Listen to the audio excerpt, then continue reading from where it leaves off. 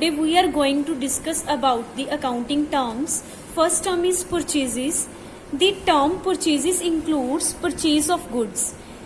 जो purchases term है वो क्या include करती है? goods की purchases. It may be raw material, it may be finished goods. जो ये purchases हैं वो raw material की भी हो सकती है और finished goods की भी हो सकती है, मीन्स तैयार माल की भी हो सकती है. परचेजेस में कैश परचेजेस भी हो सकती हैं और क्रेडिट परचेजेस भी हो सकती हैं, इन दोनों को इंक्लूड किया जाता है. ठीक है, परचेजेस में सिर्फ गुड्स की परचेज को इंक्लूड नहीं किया जाता, सिर्फ गुड्स की परचेज को ही इंक्लूड किया जाता है. एसेट्स की परचेजेस को कभी भी परचेजेस टर्म में इंक्लूड नहीं किया जाता. फॉर एग्जाम्पल, ए बायर है, उसने क्या किया? गुड्स परचेज की बी से. ठीक है, बी क्या है? सेलर है और ए क्या है? बायर है. ए क्या है? खरीददार है और बी क्या है? बेच करता है. ए ने बी से गुड्स परचेज की of ₹10,000. These are goods which will be treated as purchases. Next term is purchases return. Purchases return means goods returned by the buyer to the seller due to any reason.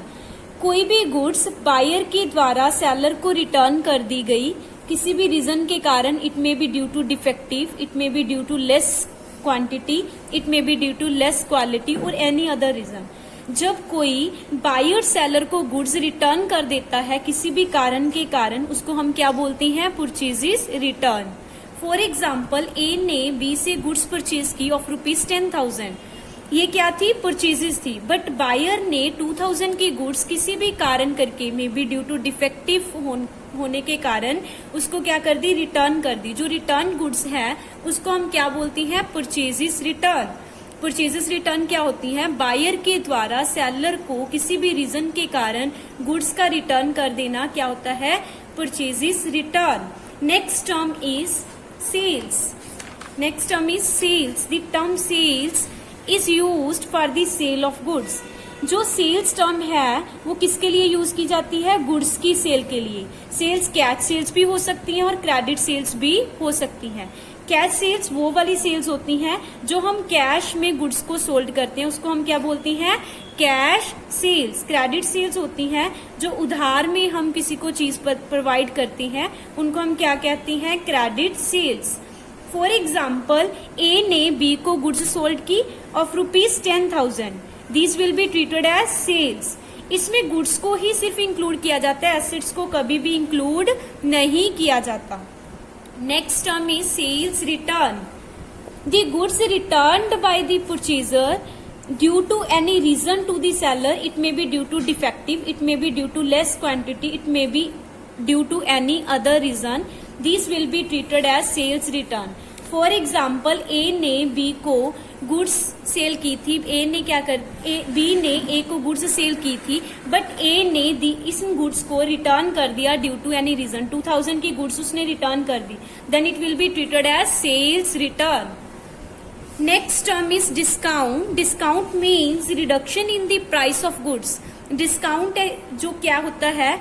जो हम market price में जिसमें चीज को purchase करते हैं, अगर उसमें कोई भी डिस्काउंट रिसीव करते हैं हम, मीन्स उसमें रिडक्शन मिलती है हमको, तो हम उसको क्या कहते हैं? डिस्काउंट. डिस्काउंट ट्रेड डिस्काउंट भी हो सकता है, कैश डिस्काउंट भी हो सकता है. डिस्काउंट की 2 टाइप्स होती हैं, ट्रेड डिस्काउंट और cash discount.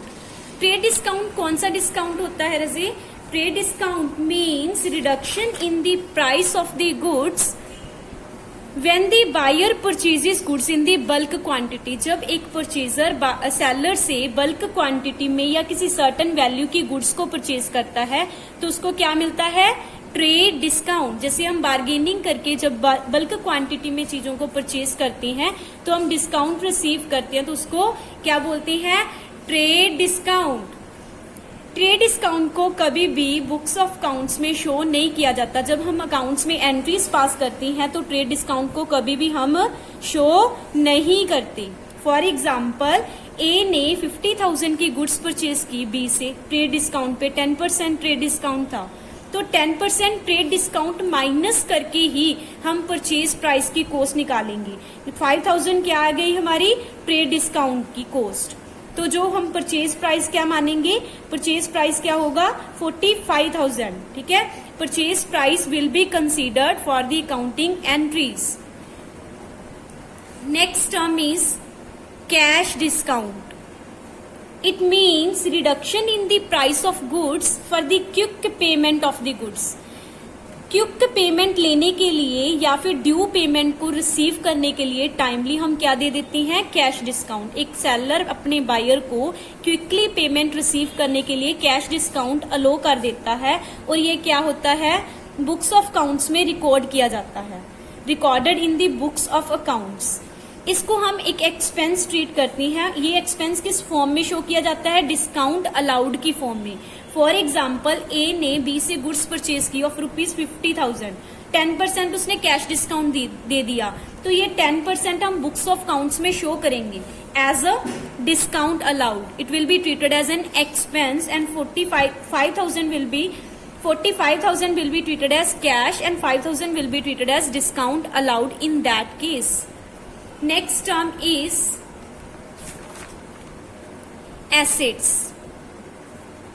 Assets are the properties owned by the enterprise or business. Assets क्या होती हैं, डियर प्रॉपर्टीज होती हैं, ये टेंजिबल और इनटेंजिबल फॉर्म में, जो क्या होती है, एक एंटरप्राइज के पास होती हैं।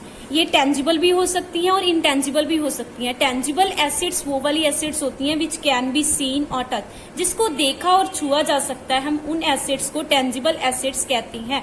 वो एसेट्स जिनको देखा और छुआ नहीं जा सकता उनको हम इनटेंजिबल कहते हैं। कॉलर के अकॉर्डिंग क्या है, assets is any physical object which can be touched and seen, that means these are tangible in nature or right which are intangible in nature, having money value, जिसकी कोई money value होती है उसको हम क्या कहते हैं, एसेट्स।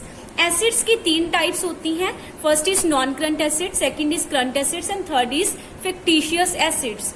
जो नॉन करंट एसेट्स होती हैं उनको हम फिक्स एसेट्स भी कहते हैं। आगे इसकी 2 टाइप्स होती हैं, one is tangible and second one is intangible. Tangible means which can be seen और touch, intangible means which cannot be seen or touched. Now non-current assets, these are also known as fixed assets. इनको हम fixed assets भी कह देते हैं। ये वो assets होती हैं जो बिजनेस एंटिटी के द्वारा रीसेल पर्पस के लिए रखी जाती हैं। मतलब बिजनेस है जो इसको लॉन्ग पीरियड ऑफ टाइम के लिए यूज करता है और इसको फर्दर रीसेल पर्पस के लिए यूज करता है, उनको हम क्या कहते हैं, नॉन करंट एसेट्स और fixed assets. Next one term is the tangible. Fix assets क्योंकि 2 टाइप्स की होती है, first is tangible, second one is intangible. Tangible क्या होती है, जिसको हम देख और छू सकते हैं। टेंजिबल एसेट्स की भी आगे 2 टाइप्स होती हैं, first one is movable, second one is immovable. Movable assets वो वाली एसेट्स होती हैं जिनको हम एक प्लेस से दूसरी प्लेस में लेके जा सकते हैं। For example vehicles, equipments, machinery, ठीक है, these can be place from one place to another. Second is immovable assets. Immovable assets वो वाली एसेट्स होती हैं जिनको हम एक प्लेस से दूसरी जगह पे नहीं लेके जा सकते, उनको हम इमूवेबल एसेट्स कहते हैं। जैसे land and building are 2 examples of the immovable assets. Next one is intangible assets. Intangible assets वो एसेट्स होती हैं जिनको हम देख और छू नहीं सकते। For example goodwill, patent rights, copyrights, trademark. These are the examples of the intangible fixed assets. Next term is current assets. Current assets refers to those assets which are held by entity in form of cash. वो assets जिनको एक business cash की form में या जिनको हम easily cash में convert कर सकते हैं या फिर जिनको हम प्रोडक्शन के लिए कंज्यूम कर सकते हैं, उन एसेट्स को हम करंट एसेट्स कहते हैं। करंट एसेट्स शॉर्ट टर्म होती है नेचर में। क्या होता है, 1 ईयर के लिए हम इनको यूज करते हैं। For example cash in hand, cash at bank, debtors which can be easily convertible into cash and store. These are all the examples of the current assets. Next one is fictitious assets. Those assets which have no physical existence, जिन assets की कोई भी physical existence नहीं होती, हम उनको क्या कहते हैं, fictitious assets. These are not converted into cash, इनको कैश में इजिली कन्वर्ट नहीं किया जा सकता। These assets are those assets which are non recurring in nature, means ये क्या होती है, नॉन रेकरिंग होती हैं, डेली नहीं होती। For example advertisement expenses. Advertisement expenses हम 1 टाइम करते हैं हमारे बिजनेस में, उनको नेक्स्ट ईयर्स में हम बैलेंस शीट में क्या करती हैं, राइट ऑफ करती हैं। तो इसको क्या बोलते हैं हम, कौन सी एसेट्स हो गई, जो एसेट्स हम नॉन रेकरिंग होती हैं नेचर में और इनको कैश में कन्वर्ट नहीं किया जा सकता। फॉर एग्जाम्पल प्रीलिमिनरी एक्सपेंसेस, ये वो एक्सपेंसेस होते हैं जिनको हम कंपनी और बिजनेस को स्टार्ट करने से पहले जो एक्सपेंसेस हम करते हैं उनको प्रीलिमिनरी एक्सपेंसेस कहा जाता है। Third example is discount on shares, अगर हमको शेयर्स पे डिस्काउंट मिल जाता है उनको हम फिक्टिशियस एसेट्स कहते हैं। Next term is liabilities. It means money payable by the business, जो मनी पेबल होती है बिजनेस के द्वारा। मनी पेबल टू फॉर्म्स में हो सकती है, टुवर्ड्स इट्स ऑनर्स भी हो सकती है, टुवर्ड्स इट्स थर्ड पार्टी भी हो सकती है। जब ऑनर्स के टुवर्ड्स होती है तो जो लाइबिलिटी एक बिजनेस की ऑनर्स के टुवर्ड्स होती है उसको हम इंटरनल लाइबिलिटी कहते हैं। फॉर एग्जाम्पल प्रोप्राइटर को पैसे देने हैं या फिर किसी पार्टनर को हमने मनी पे करनी है, that will be treated as internal liability for the business.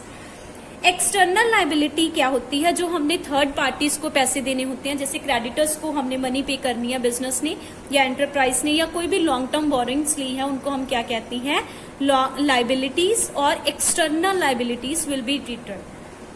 Next is types of liabilities. Liabilities 3 तरह की होती हैं। First is non current liability, second is current liability, third is contingent liability. Non current liability जो after period of 1 year हमने पे करनी होती है उसको हम नॉन करंट लाइबिलिटी और फिक्स लाइबिलिटी कहती हैं। इनको लॉन्ग टर्म लाइबिलिटीज भी कहा जाता है। फॉर एग्जाम्पल डिवेंचर्स, डिवेंचर्स हमारी लॉन्ग टर्म लाइबिलिटी है। कोई भी लॉन्ग टर्म लोन्स हमने रिसीव किए हैं इनको भी हम लाइबिलिटी कंसीडर करते हैं और नॉन करंट लाइबिलिटी कंसीडर करते हैं। Next is current liabilities. Current liabilities short term होती है नेचर में, विद इन 1 ईयर इनको पे करना होता है, इनको शॉर्ट टर्म लाइबिलिटीज भी कहा जाता है। For example creditors, bills payable, short-term loans, outstanding expenses, these are all the examples of the current liabilities. Next is contingent liabilities. Contingent liabilities which may or may not incur in future. ये ऐसे liabilities होती हैं जो future में arise हो भी सकती हैं और नहीं भी हो सकती, हमें पे करनी भी पड़ सकती है और नहीं भी करनी पड़ सकती। Future events will decide this occurrence of these liabilities, इनकी अक्रेंस को फ्यूचर इवेंट्स ही डिसाइड करती हैं। इट मे बी लाइबिलिटी और नॉट इन फ्यूचर, फ्यूचर में ये लाइबिलिटी हो भी सकती है और नहीं भी हो सकती। फॉर एग्जाम्पल गारंटी, हमने किसी के बिहाफ पे गारंटी ली है तो इसको क्या कहते हैं हम, contingent liabilities. Next term is bad debts.